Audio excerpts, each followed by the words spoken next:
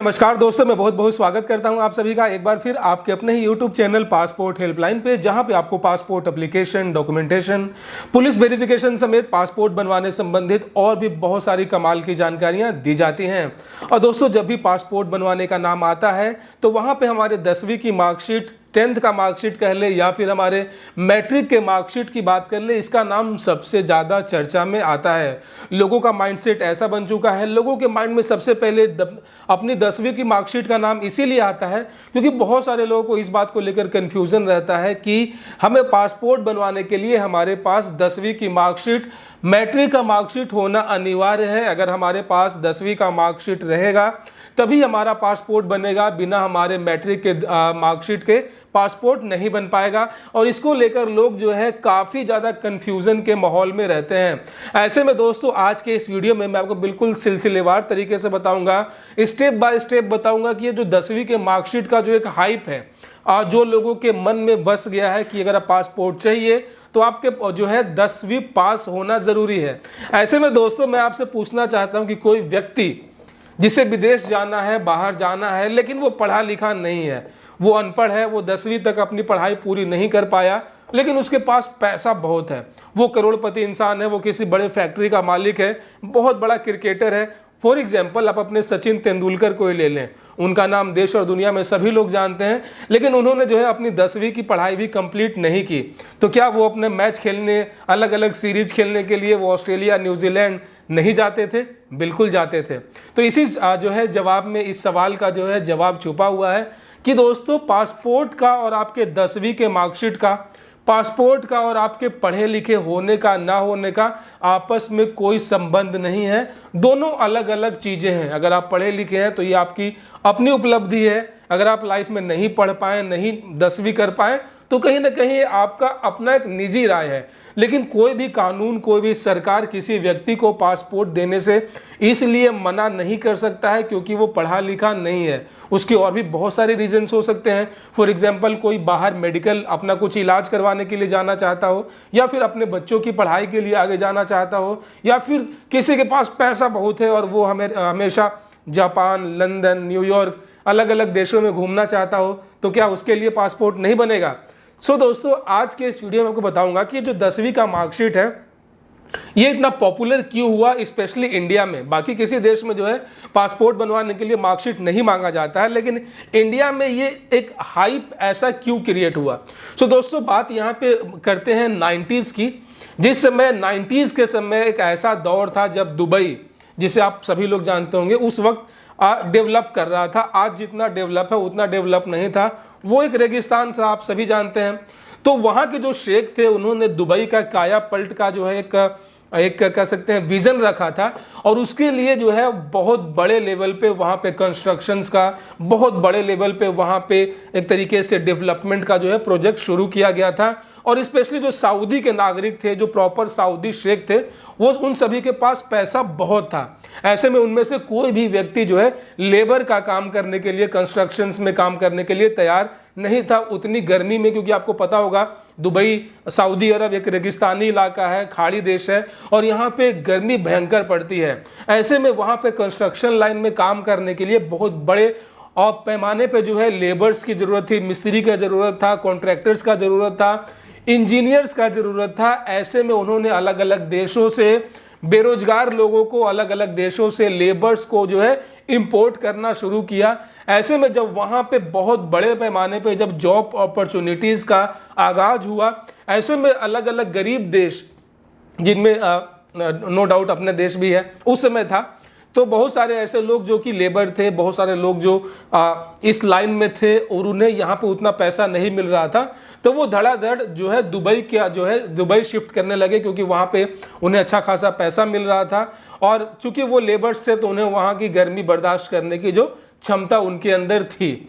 लेकिन उसके साथ साथ जब तादाद बढ़ने लगी तो बहुत सारे ऐसे लोग अपने देश से जाने लगे जो कि कभी बाहर गए नहीं थे। ऑफ कोर्स बाहर तो कोई भी नहीं गया था, लेकिन कहीं ना कहीं जो है उनको वहाँ पे किस तरीके से रहना है, किस तरीके से सऊदी कानून को फॉलो करना है, किस तरीके से वहाँ पे आम नागरिकों के साथ बोलचाल करनी है, उनका बिहेवियर कैसा उन्हें रखना है, ये उन्हें पता नहीं था। और वो वैसे बहुत सारे लोग जो कि किसी एजेंट के चक्कर में फंस के या फिर कोई एक ऐसे फेक कंपनी के चक्कर में फंस के दुबई, सऊदी अरब, मस्कट, ओमान जितने भी खाड़ी देश हैं वहां चले जाते थे और वहां जाकर जो है वो वापस आने के लिए सरकार से गुहार लगाने लगते थे कि हमें अब यहाँ नहीं रहना है, हमें अपने देश वापस जाना है। ऐसे में सरकार को अपने खर्चे पे उनको इंडिया डिपोर्ट करना पड़ रहा था और ये जो तादाद है दिन प्रतिदिन बढ़ती ही जा रही थी। ऐसे में भारत सरकार ने एक उच्च स्तरीय बैठक का जो है वो आयोजन किया।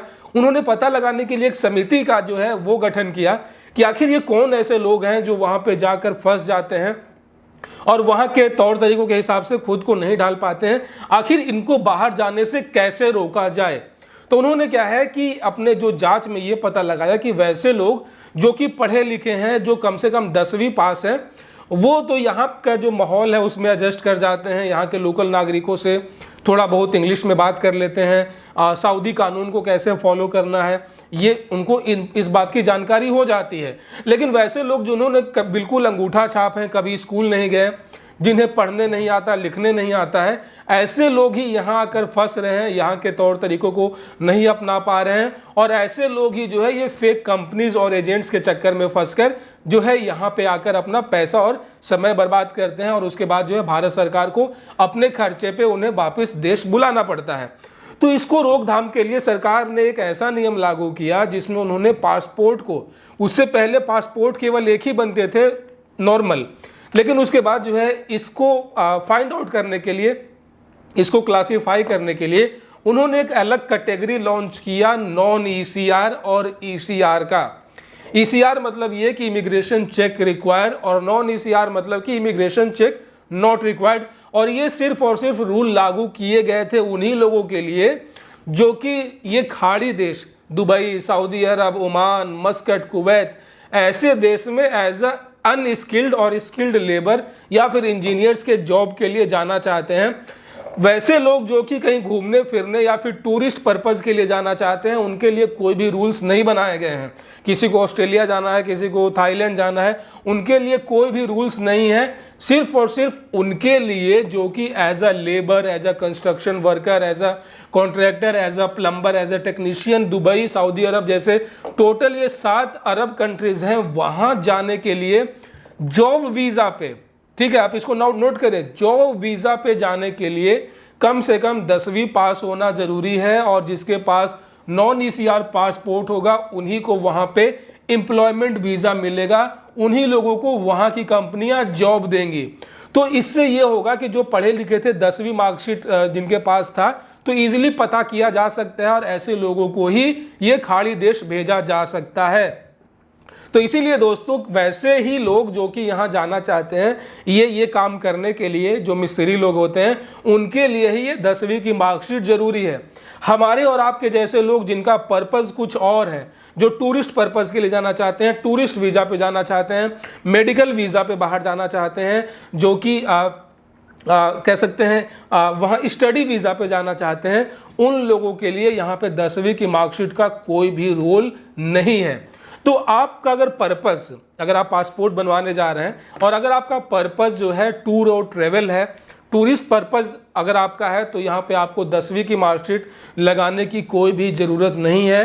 हाँ, अगर आपकी प्लानिंग है सऊदी अरब, दुबई ऐसे देशों में जाकर कुछ काम धंधा करने का, तो यहाँ पे आपको रिकमेंड किया जाता है कि आप अपने 10वीं का मार्कशीट लगा लो ताकि आपसे कुछ एक्स्ट्रा पूछताछ ना की जाए।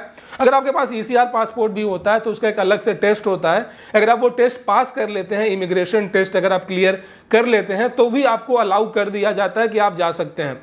ठीक है, तो गाइज इस तरीके से आप अपनी ज़रूरत के अनुसार आप पता कर सकते हैं कि पासपोर्ट बनवाने के लिए आपको 10वीं का मार्कशीट जरूरी है या नहीं है। तो गाइज आई होप कि इस वीडियो से आपका जो कन्फ्यूजन था 10वीं की मार्कशीट को लेकर ये पूरी तरीके से दूर हो चुका होगा। अपार्ट फ्रॉम दैट गाइज, अगर आपके मन में कुछ और सवाल है, किसी प्रकार का कुछ आप प्रॉब्लम फेस कर रहे हैं, तो आप मुझसे सवाल कर सकते हैं। मुझे बहुत खुशी होगी आप सभी के सवालों का जवाब देने में। और दोस्तों जाते जाते आप अपने favourite YouTube channel passport helpline को सब्सक्राइब कर लीजिएगा, नोटिफिकेशन बेल भी ऑन कर लीजिएगा ताकि अगली बार जब मैं कोई नया और लेटेस्ट वीडियो लेकर आऊं तो आप उसे मिस ना कर सकें। अपना बहुत सारा ख्याल रखिएगा। जय हिंद दोस्तों।